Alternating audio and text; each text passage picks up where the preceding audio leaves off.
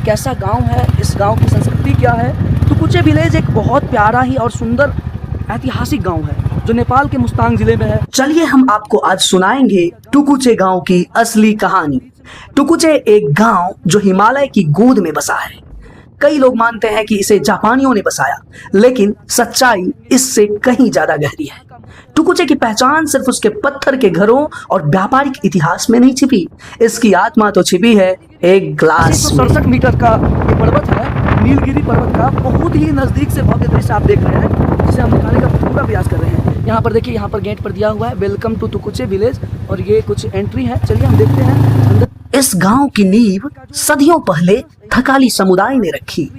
काली गंडकी नदी के किनारे यह गांव तिब्बत और भारत के बीच नमक व्यापार का सबसे अहम पड़ाव बना। याकों पर लदा नमक, नीचे से आया चावल और बीच में ठहरता था टुकुचे।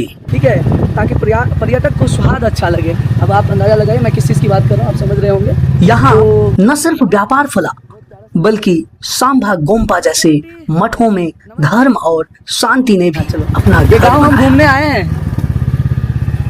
तो यहाँ पर ना लकड़ी का घर बना हुआ होता है।